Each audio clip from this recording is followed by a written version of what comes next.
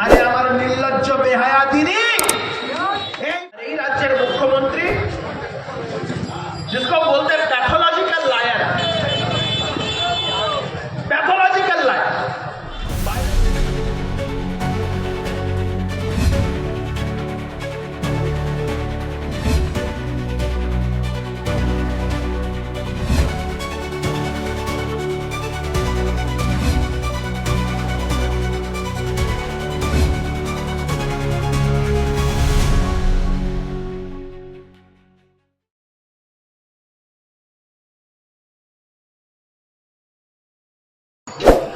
আমি বাঙালি হওয়ার কারণে বাংলায় কথা বলি ভারতবর্ষের বহু জায়গায়।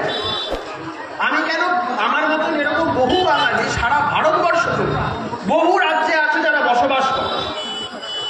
আজ অব্দি একজন কোনো ভদ্র সভ্য বাঙালির গায়ে কেন্দ্রীয় সরকার হাত তো দেওয়া দূরের কথা, কোনোদিন আঙুল উঁচিয়ে কথা পর্যন্ত বলেনি। আর এই রাজ্যের মুখ্যমন্ত্রী जिसको बोलते हैं pathological liar, pathological liar, biological liar, pathological liar, जो भी आप बोल सकते हो। দিদি আমরাও তো সেই একই কথা বলছি দিদি।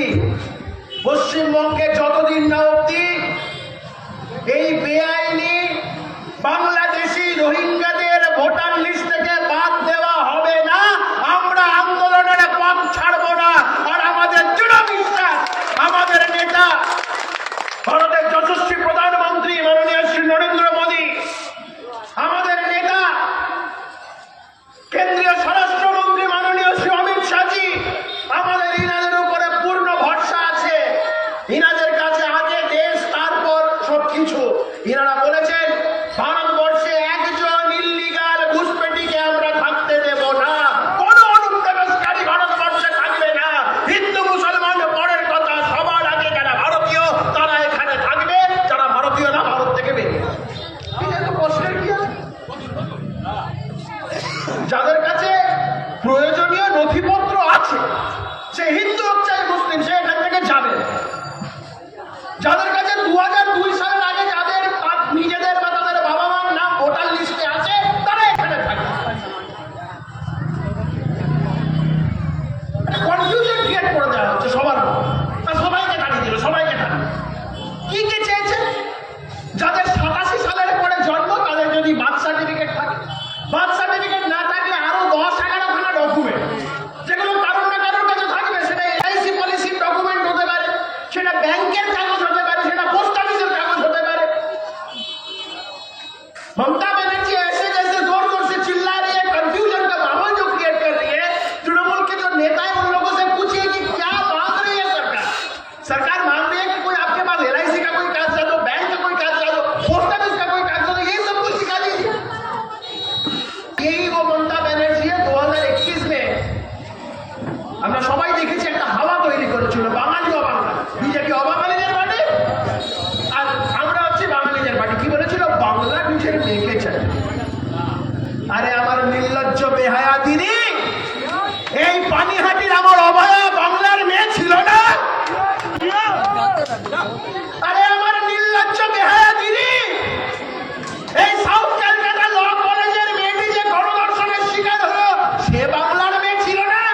একা তুমি বাংলার মেয়ে, আর সব মেয়ে বাংলার সৎ মেয়ে, এ চলতে পারে না, বাংলার মানুষে মেনে নেবে না। আরে এতদিন তো সাধারণ বাড়ির মেয়েদের উপর ধর্ষণ, সাধারণ বাড়ির মানুষের উপর অত্যাচার, বিরোধীদের উপর অত্যাচার, বিরোধীদের উপরে খুন অত্যাচার সব ছিল। এখন তো তৃণমূল করা লোকেরাও তৃণমূলের লোকেদের হাতে খুলবে। তৃণমূল ছাত্র পরিষদের নেত্রী, তৃণমূল ছাত্র পরিষদের নেতারা মিলে গণধর্ষণ করে দিচ্ছে। তাই বলবো, যারা তৃণমূল করেন, তৃণমূলের হাত থেকে বাঁচার জন্য তৃণমূলের বিরুদ্ধে বলবো। जो लोग तृणमूल करते हैं वो तृणमूल के अत्याचार से बचने के लिए तृणमूल के विपक्ष में जाके वोट दीजिए, तभी जाके एक सोनार बांग्ला बन सकता है।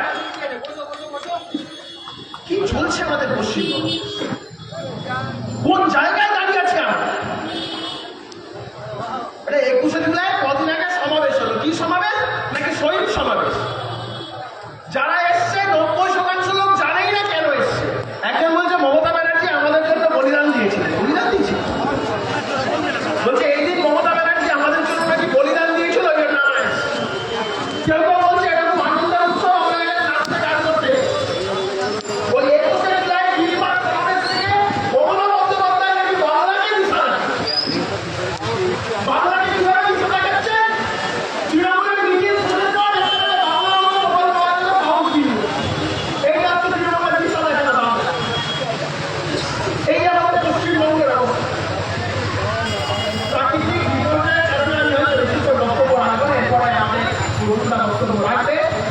আমি শুধু আপনাদের উদ্দেশ্যে বলব, অনেক সহ্য করেছে 2011 থেকে 2025, সামনের বছর 2026। এই রাজ্যে কোনো বিনিয়োগ নেই, এই রাজ্যে কোনো চাকরি নেই। মমতা বন্দ্যোপাধ্যায় নির্লজ্জের মতন একজন মুখ্যমন্ত্রী, যিনি এখনো অব্দি বলছেন যে আমার রাজ্যে লক্ষ লক্ষ কোটি কোটি পরিযায়ী শ্রমিক আছে। মুখ্যমন্ত্রী লজ্জা করুন, 15 বছর শাসন করার পরেও যদি কোটিখানেক পরিযায়ী শ্রমিক আপনার রাজ্য থেকে অন্য রাজ্যে কাজ করতে যায়, এর থেকে বড় লজ্জার কিছু হবে না। ममता बनर्जी कहती है, जोर जोर से कहती है, गर्व से कहती है कि हमारे राज्य बाहरी राज्य में लगभग 50 लाख 1 करोड़ से ज्यादा लोग यहाँ से लेबर के काम करने के लिए जाते हैं। ममता बनर्जी कुछ तो शर्म करो, ये कोई बोलने वाली बात नहीं है। इसको इस बात को कहने में आपको तो शर्मिंदगी महसूस होना चाहिए, सर झुक जाना चाहिए आपका। लगभग 15 साल का जो है आप मुख्यमंत्री के तहत इस राज्य में रहे, और फिर भी 1 करोड़ से ज्यादा लोगों को यहाँ से जाके बाहरी राज्य में काम करना होता है। इससे बड़ी शर्मिंदगी की बात दूसरा नहीं हो सकती है। ममता बनर्जीর উদ্দেশ্যে আমাদের এই কথাগুলো তো আমরা বারবার বলেছি, কিন্তু আমরা যখনই উত্তর করছি পুলিশকে আমাদের উপর অত্যাচার, আমরা বলার মতো লোক নেই। কিন্তু বাংলার মানুষের প্রত্যেকটা মানুষের কাছে আমাদের আহ্বান, 2026 এই সরকারটাকে বদল করতে হবে।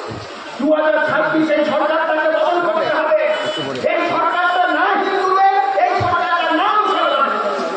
মমতা বন্দ্যোপাধ্যায় আজকে ভোট ব্যাংক হিসাবে যারা যে মুসলমানদেরকে আপনারা রাজ্যের মাথায় তুলে যাচ্ছে, দেখবেন সময়ে মমতা বন্দ্যোপাধ্যায় সবার আগে যদি গরিব বাবাটা কাউকে করে তার নাম হচ্ছে মুসলমান। দেখবেন প্রত্যেক পশ্চিমবঙ্গের প্রত্যেকটা জায়গা মারছে মুসলমান, মরছে মুসলমান। মমতা বন্দ্যোপাধ্যায় যদি এত মুসলমান বিরোধী হয়ে থাকতেন, তাহলে এখনো কালিয়াগঞ্জে খুন হয়ে যাওয়া ওই ছোট্ট মুসলমান মেয়েটি তমান্না, তার দোষীকে শাস্তি দিলেন না।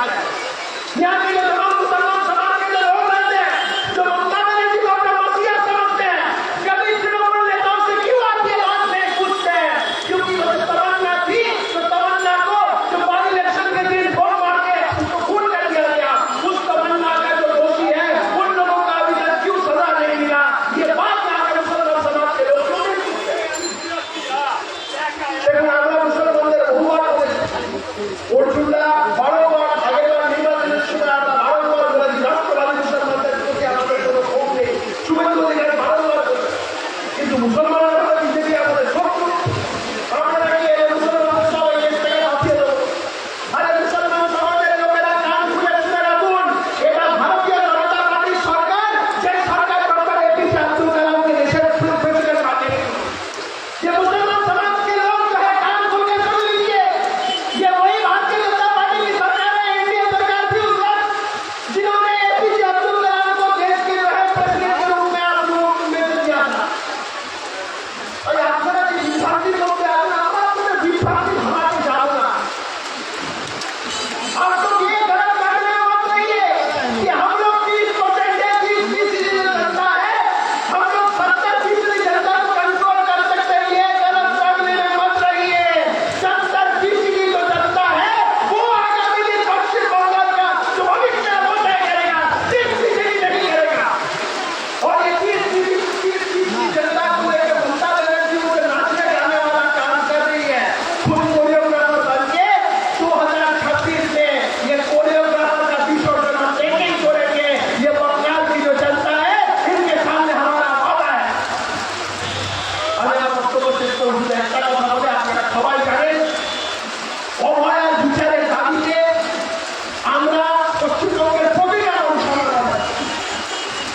অভয়া जो हमारी बहन थी, जिसको आरजीकर हॉस्पिटल में उसको हत्या कर दिया गया था, रेप किया गया, उसको मर्डर कर दिया गया, आज भी उसको न्याय नहीं मिला। वो न्याय के दावी को लेते हुए, वो जस्टिस की मांग को लेते हुए हमारी जो छोटी बहन है अभया, उसकी पिता और माता ने जिंदाबाद न्याय का आह्वान করেছিল পশ্চিমবঙ্গের মানুষের কাছে। নবান্ন চক্র আহ্বান করেছে। এটা কোনো ধর্মের আহ্বান নয়, এটা কোনো জাতের আহ্বান নয়, এটা কোনো রাজনৈতিক দলের আহ্বান নয়। কোনো পতাকা থাকবে না, কোনো রাজনৈতিক দলের ব্যানার থাকবে না। পশ্চিমবঙ্গের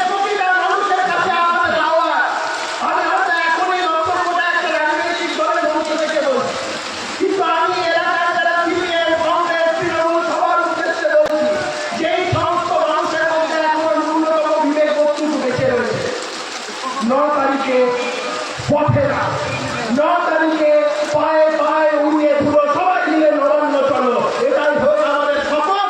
আগামী 9ই আগস্ট মুখ্যমন্ত্রীর উৎখাতের ডাক দিয়েছে আমার ছোট বোন অভয়া পিতা এবং মাতা, তাদের সাথে সাথে ভাগ নিয়ে আমরা 9 তারিখ নবান্নের উদ্দেশ্যে যাব। এই কয়েকটি কথা বলে আমি আবারও বলছি, রাজনৈতিক মঞ্চ থেকে আহ্বান করছি, তারপরে 9 তারিখে কিন্তু এই আহ্বান কোনোভাবে রাজনৈতিক না। আমি চাই এই আহ্বান কোনো সিপিআইয়ের মধ্যে থেকে আসুক, কোনো তৃণমূলের মধ্যে থেকে আসুক, কোনো কংগ্রেসের মধ্যে থেকে আসুক, যাদের মধ্যে ন্যূনতম সংবেদনশীলতা, ন্যূনতম মানবিকতা তাদের মধ্যে এখনো রয়েছে। তাই এই কয়েকটি কথা বলে সবাইকে প্রণাম নমস্কার জানিয়ে শুধু একটাই উপলব্ধির কথা বলুন।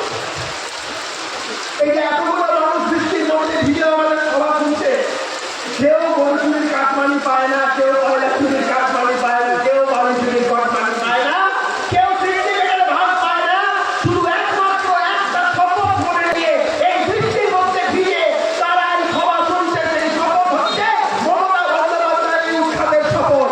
ওপরওয়ালা সাক্ষী আছে, এতগুলো মানুষের নিষ্ঠা কোনোদিন বিফলে যেতে পারে না। এই কয়েকটা কথা বলে সবাইকে প্রণাম নমস্কার জানিয়ে বক্তব্য শেষ করছি। ভারত মাতা কি